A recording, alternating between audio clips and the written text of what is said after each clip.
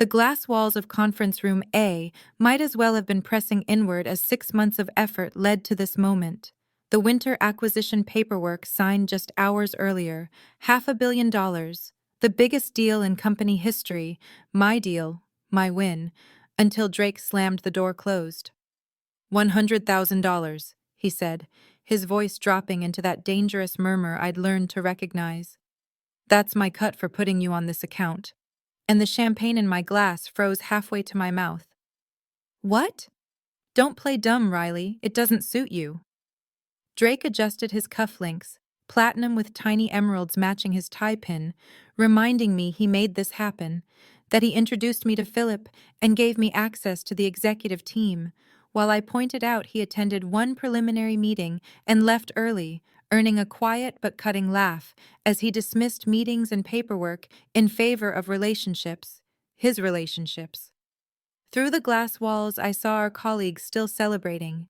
Jenny from marketing raising her glass as I managed something close to a smile, and reminded him the commission structure was set from the start and approved by him, only for Drake to perch on the conference table and explain there were unofficial arrangements for opportunities like this. My throat tightened as I said this commission was meant to help pay for my sister's medical treatments. But his expression didn't shift as he told me I should have thought about that before taking a job requiring flexibility, checking his watch and demanding $20,000 by Friday with the rest from my quarterly bonuses. And if I refuse? The question startled us both, his smile vanishing as he threatened to spread stories about manipulated numbers and false promises to Philip, insisting truth didn't matter since the CEO golfed with him every Sunday, and the HR director was his college roommate, asking who they'd believe, the executive who'd brought in millions or the desperate girl from nowhere. I thought about my empty savings account, my sister's next treatments, Emma and Liv, who'd quietly left after clashes with Drake, and managed to ask for time to think, warned not to take too long as he told me to prepare onboarding documents for the winter team he'd present personally. After he left, I sat alone watching champagne bubbles fade in abandoned glasses, bitterness filling my mouth after 2 years of watching him take credit for my work, smiling through meetings where my ideas became his brilliant strategies, until the office emptied and the cleaning crew began their nightly routine. Hey, I know we're in the middle of something intense, but if you're invested in Riley's story, hitting that like button helps more people discover it, and subscribing means you won't miss what happens next. So drop a comment if you've ever dealt with someone stealing your hard work, because knowing you're not alone matters. And now let's get back to Riley's dilemma. My name is Riley Bennett.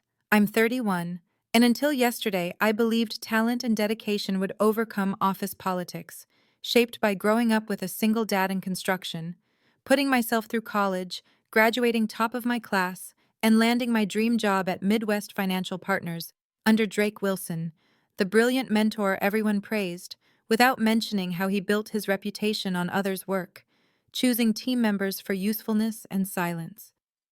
For 2 years I played along, arriving first and leaving last, doing the grunt work while Drake took meetings, watching my strategies become his vision in company-wide emails, nodding as clients praised presentations I'd crafted overnight, told by my friend Tara to wait my turn, until the winter deal proved different, mine from conception to execution. Because Philip Winters, the aging founder of Winter Manufacturing, had rejected acquisition offers for 15 years. 3 senior partners had tried and failed just to secure a meeting, but during a charity auction, I casually mentioned my grandfather's work in the same industry as Philip's father. Not as a tactic, just a genuine connection that sparked a conversation. From that moment on, Philip insisted I handle every interaction. For 6 months, I built the relationship, addressed his concerns, and shaped a deal that respected his legacy while protecting our company's interests. And now Drake wanted $100,000 for his so-called opportunity. I left the office at 10 p.m., the parking garage unnervingly quiet except for my footsteps, my practical sedan with 180,000 miles protesting before the engine finally caught. The service needed light glowing for weeks because repairs weren't in the budget with my sister's treatments. My apartment was a one-bedroom in a building where maintenance requests vanished without response, and as I climbed the stairs with the elevator out again for the third month, my phone buzzed with an unknown number. Decision made. My stomach tightened. Drake never gave subordinates his personal number. I ignored it, unlocked my door, and was greeted by the comforting scent of the cinnamon candle I'd splurged on last payday, thin walls carrying my neighbor's television noise as I kicked off my heels and collapsed onto the couch. Options. I needed options.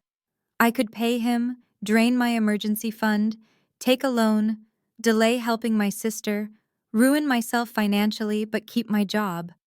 I could refuse and face retaliation, lose my position, my income, my ability to help my family, and with Drake's connections, likely never work in this industry again. I could report him to HR, but his college roommate ran that department, and I'd heard whispers of complaints that mysteriously disappeared, while the CEO, Drake's golfing buddy, stood firmly in his corner.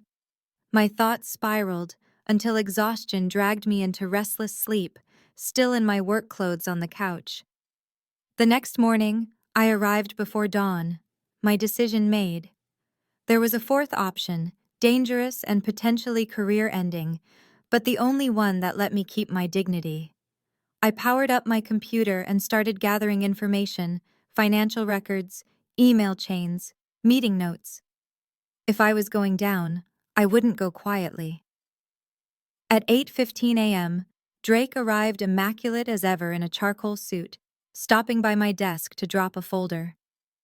"These need revisions before the winter presentation," he said loudly for others to hear, then lowered his voice to remind me my account details were on the sticky note. "Don't disappoint me, Riley." I nodded, not trusting myself to speak. By lunchtime, the office buzzed with news of the winter acquisition, colleagues congratulating me, unaware of the hollow ache their words created as I smiled, thanked them, and finalized my plan. At 2 p.m., I emailed Drake. Subject: Winter's acquisition. Urgent discussion. Can we meet in conference room C at 3 p.m.? Important information regarding the transfer. His reply came minutes later. On my way to an external meeting, make it 5 p.m. Perfect. Most of the staff would be gone.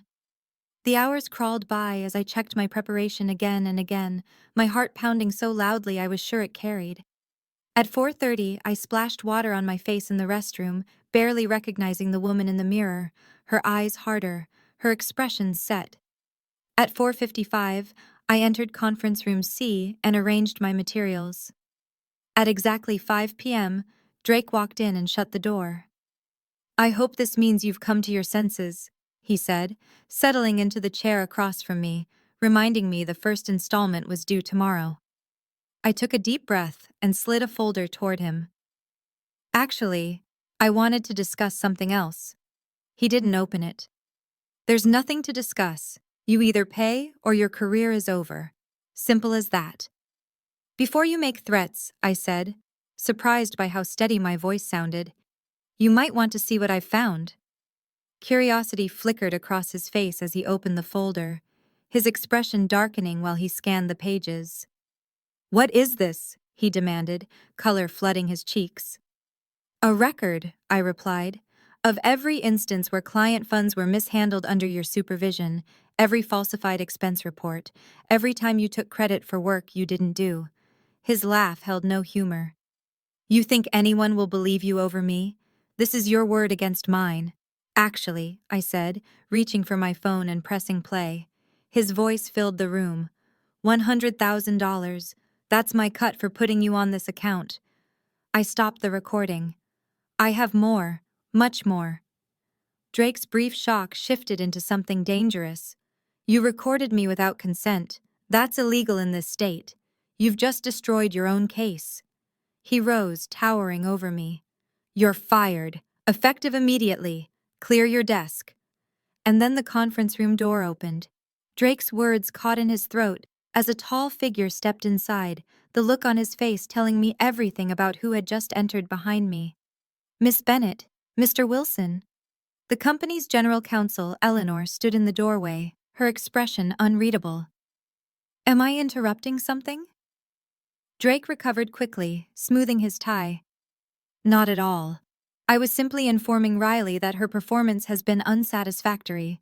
We're parting ways. Eleanor's gaze shifted from Drake to me, then to the folder on the table. Is that so? Because I received a rather unusual email from Miss Bennett an hour ago. Something about financial irregularities requiring immediate attention. My heart slammed against my ribs. I'd sent that email as insurance, never expecting such a fast response.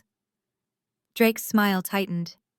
Riley's clearly fabricating allegations to save her job, a common tactic when people know they're about to be terminated. Perhaps, Eleanor said, stepping fully into the room, but company policy requires us to investigate all claims of financial misconduct, regardless of their source. She closed the door behind her. Why don't we all sit down? Drake stayed standing. This is ridiculous. I have the winter presentation to prepare for. We can't waste time on baseless accusations from a disgruntled employee. The presentation has been postponed, Eleanor replied calmly, at my request. The color drained from Drake's face. You don't have that authority. Actually, I do, especially when the concerns involve potential securities violations. Eleanor pulled out a chair and sat. Now, Riley, please explain what you've uncovered. For the next 30 minutes, I walked her through the documents I'd collected, the pattern of inflated expense reports, client billing anomalies where extra fees mysteriously vanished from official records, projects where junior staff did the work while Drake claimed the credit and bonuses. Drake interrupted repeatedly, his denials growing sharper, until Eleanor silenced him with a raised hand. "And how exactly did you access these records?" she asked. Most of this information would be restricted. The question I feared. Some of it came through regular channels. The rest, I've been keeping notes for months, patterns I noticed. Drake pounced. She's admitting to unauthorized access. This is a clear violation of company policy and possibly criminal. I haven't finished, Eleanor cut in. Riley, this recording you mentioned. I slid my phone across the table.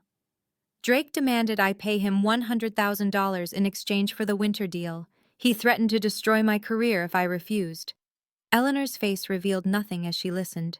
When it ended, she turned to Drake. Your response? That recording was obtained illegally, he snapped. Single-party consent doesn't apply in this state. An interesting legal argument, Eleanor replied, though I'm more concerned that you're not denying the content. It's been taken out of context. Drake leaned forward, suddenly conciliatory. Riley and I have a private business arrangement outside of work. This was related to that. The lie was so bold I almost laughed. We have no business arrangement. I barely know him outside this office. Eleanor studied us both. I'll need time to review these materials thoroughly. In the meantime, both of you should... The door opened again. This time it was Jerry, the chief financial officer, a man whose reputation for ruthlessness matched his skill with numbers. Sorry I'm late, he said, surveying the room. Traffic was brutal. Have I missed the exciting part? Eleanor gave him a brief summary while Drake shifted uncomfortably. I hadn't expected Jerry's involvement, hadn't known Eleanor would escalate this so quickly. When she finished, Jerry nodded thoughtfully. If even half of this is accurate, we have a serious problem. He turned to Drake. Care to explain the discrepancies in the Jensen account? Drake's expression hardened. This is absurd. I've generated millions for this company. I don't deserve to be ambushed over random accusations. He stood abruptly. I'm calling Alan Hayes, the CEO, Drake's golfing buddy and mentor. Jerry shrugged. Go ahead. He's expecting my call anyway. That stopped Drake cold. What? Did you really think we wouldn't notice? Jerry asked. The accounting department flagged unusual patterns months ago and had been quietly reviewing transactions for the past quarter, and my stomach dropped as I wondered if they already knew, why they'd allowed it to continue, why no one had stopped him. Drake gathered his belongings and said he needed to speak with his attorney before the conversation went any further. Eleanor nodding that it was his right, while informing him his system access had been temporarily suspended as of that morning. A standard protocol for financial investigations, Jerry cut in when Drake tried to object. Drake's eyes locked onto mine, burning with such hatred that I leaned back instinctively as he muttered that I'd regret this before storming out, leaving behind a heavy silence. Finally, Eleanor turned to me and said it had been extremely risky and that I should have come to them directly.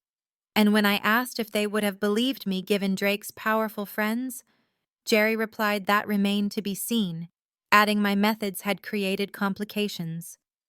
When I bluntly asked if I was fired, Eleanor said carefully that I wasn't, not at this time, but they'd need my full cooperation and absolute discretion, and when I asked about the winter account, Jerry said everything would continue as scheduled without Drake, noting Philip Winters had specifically requested I remain his primary contact. That small win felt hollow amid the uncertainty, and as I gathered my things, Eleanor warned me to be careful, reminding me Drake wasn't wrong about his connections, telling me to document everything going forward. The next day felt surreal, Drake's office empty as rumors swirled that he was on vacation, working remotely, or sick, while I stayed silent, focusing on my work and jumping at every sound, until around noon when my phone buzzed with an unknown number warning I should have taken the deal, and that careers end in many ways, some more painful than others. My hands shook as I showed Eleanor, who frowned and added it to her file, saying they couldn't prove it was him, but she'd note it. Days passed, the winter transition moved smoothly, Philip seeming relieved Drake was gone, though never addressing it directly, and I buried myself in work, arriving early and staying late to avoid the parking garage. A week later, HR emailed requesting my presence at a meeting with no agenda, and I barely slept, rehearsing defenses, only to arrive and find not just HR, but Eleanor, Jerry, and Alan Hayes himself, who smiled and thanked me for coming, asking me to sit as my pulse raced, and I asked if this was about Drake. Partially, Alan said, explaining they'd completed a preliminary investigation into the irregularities I'd raised. Jerry adding the findings were concerning with discrepancies beyond clerical error, Eleanor noting Drake claimed they were authorized arrangements, but no documentation supported that. My mouth went dry as I asked what happened next, and Alan leaned forward, explaining Drake had proposed a resolution, willing to resign quietly if certain conditions were met. The message clear they wanted this to disappear without scandal.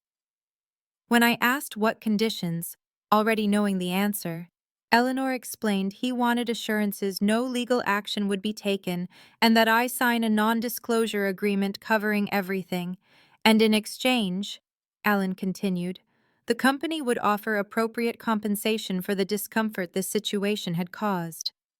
Hush money, I said flatly, and Alan winced. We prefer to see it as recognition of your discretion and loyalty to the company. And if I refuse, the temperature in the room seemed to drop several degrees. That would be unfortunate, Alan replied carefully. While we appreciate you bringing these issues to our attention, the methods you used to gather information were problematic, accessing restricted financial records, recording conversations without consent. I never accessed anything I wasn't authorized to see, I clarified.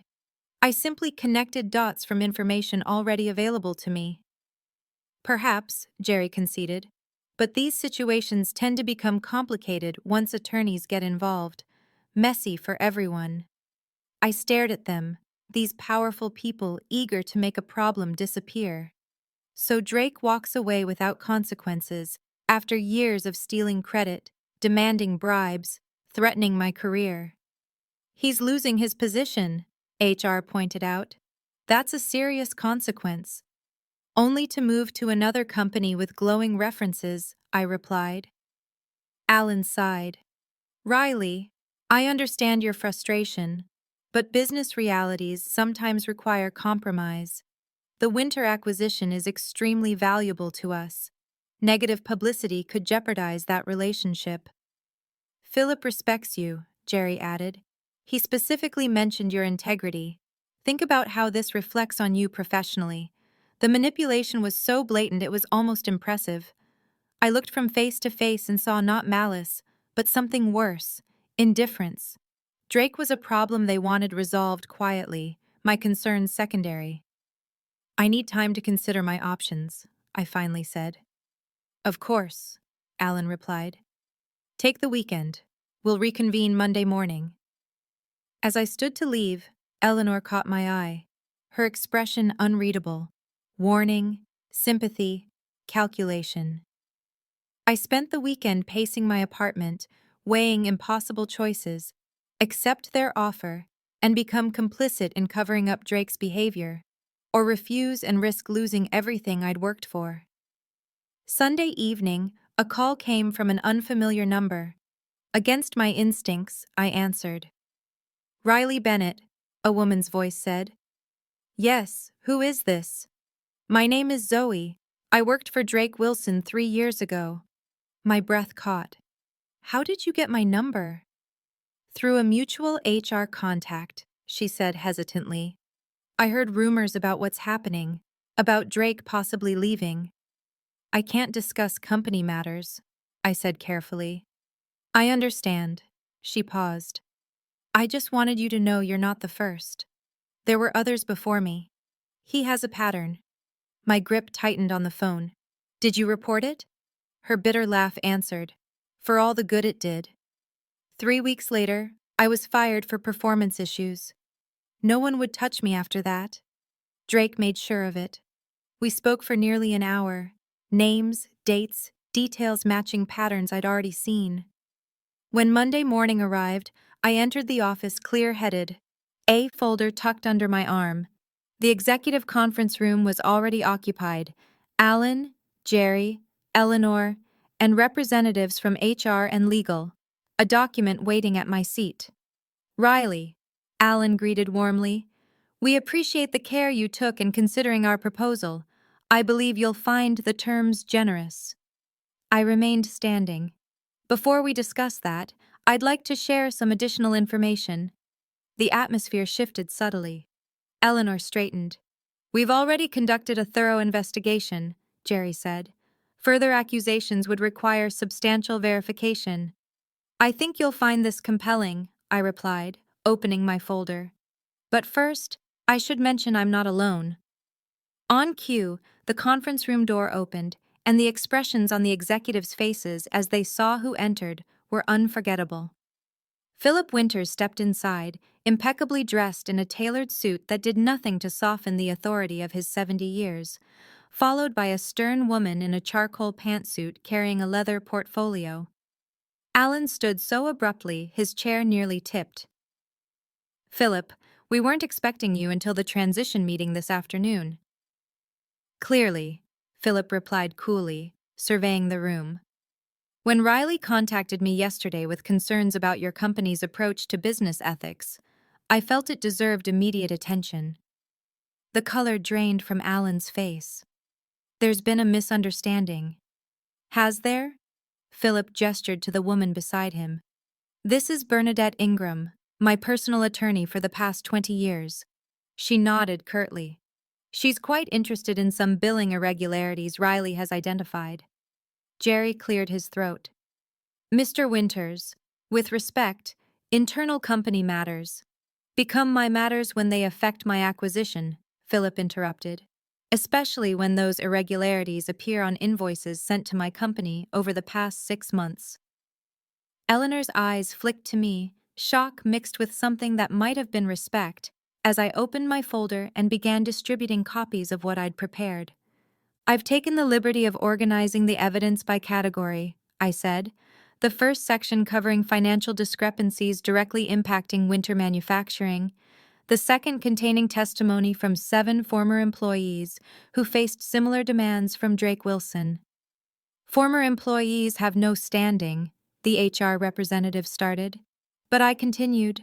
The third section outlining a systematic pattern of suppressing complaints against Drake Wilson over the past 5 years, including altered performance reviews and questionable terminations, Alan's jaw tightening as he asked where I got this information. People talk, I replied simply, especially those who've been silenced for too long. Zoe hadn't come to my apartment alone the night before. She'd brought two others, former employees whose careers were destroyed after refusing Drake's demands. And through them, I'd been connected to more. The night spent assembling stories, aligning dates and details into an undeniable pattern. "This is outrageous," Alan sputtered. "You've clearly violated confidentiality agreements and privacy protocols." "Actually," Bernadette spoke for the first time, her voice precise. "Whistleblower protections override standard confidentiality when reporting suspected illegal activity." Tapping the document as she added that what was described appeared to constitute multiple violations of securities law, wire fraud, and possibly extortion. "We can discuss this reasonably," Jerry tried, his confidence wavering, but Philip cut in that it was already escalated, and the real question was whether the company would address it properly or involve regulators, the threat hanging heavy as the winter acquisition represented not just money, but prestige. Alan turned to me, expression hard, accusing me of putting the company in an impossible position, and I corrected him quietly that Drake had done that. I was just refusing to be his latest victim. The door opened again, and Eleanor's assistant announced the visitors had arrived. Two unfamiliar men entering with badges that made Jerry visibly pale, introduced as representatives from the SEC and the State Financial Regulatory Board.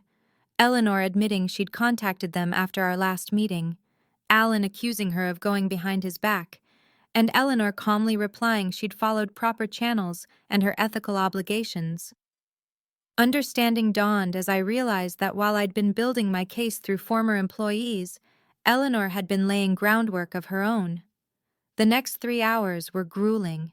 Regulators asking detailed questions, reviewing documents, Bernadette interjecting with sharp inquiries, while Philip watched in silent disappointment. Until by early afternoon the interviews ended, and they left with copies of everything. Philip pausing to tell me he valued integrity above cleverness, and that I'd shown both. When only company personnel remained, Alan called it a disaster and warned the board would have questions, and when I asked whether they were about the investigation or how long Drake's behavior was tolerated, his glare hardened as he warned I wouldn't last here, Eleanor noting it sounded like a threat he shouldn't make in front of witnesses. Alan stormed out, others following, leaving just Eleanor and me as she admitted she'd once been me, in a similar situation with no one standing beside her, warning the coming weeks would be unpleasant. She was right, as the next month blurred into interviews, depositions, and tense meetings. Drake resigning officially, two board members stepping down, Alan taking an unexpected sabbatical, while I focused on managing the winter transition amid colleagues' wary awe. Until one Friday evening, I found a box on my desk containing a security badge, a key card, and a note that read, "Temporary office on the 18th floor. New position effective Monday. Discretion advised." The 18th floor housed executive offices, and confused, I rode the elevator up after most staff had left, following the key card access into a spacious corner office with city views. Another note waited on the desk. "Riley, the board has approved the creation of a new role, Director of Client Relations, reporting directly to me.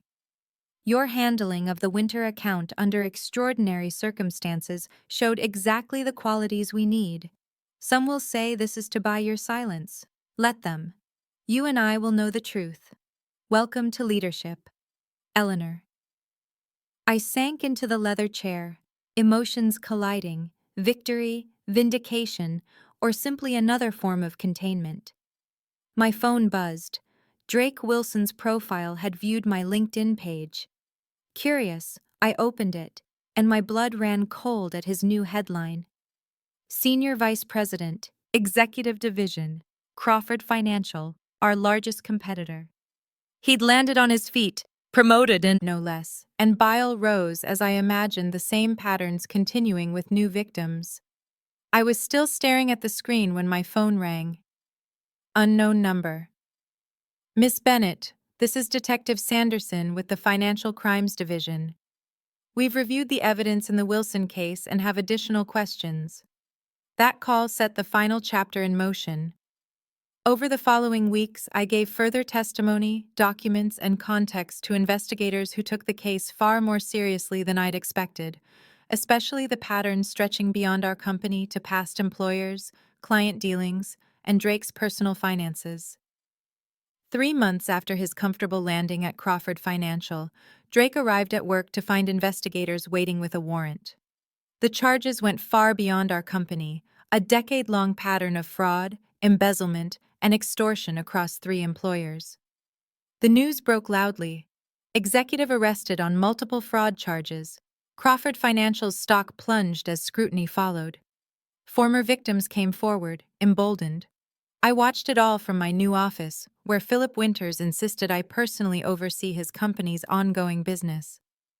Eleanor's position had become real, with responsibilities and influence I'd never imagined so quickly. On the day of Drake's arraignment, a small package arrived, a newspaper clipping of his court appearance and a handwritten note. Sometimes justice requires patience and the right allies. 6 months later, Drake pled guilty to reduced charges, agreeing to cooperate in a wider investigation that now included Allen and others who enabled him. His career was over, his reputation destroyed. The man who once threatened to end my career with a word had been brought down by something stronger. The truth. My sister's treatments continued, fully covered by the insurance my new role provided. My emergency fund slowly rebuilt, and the women who stood with me, Zoe and the others, found new opportunities through Philip's network.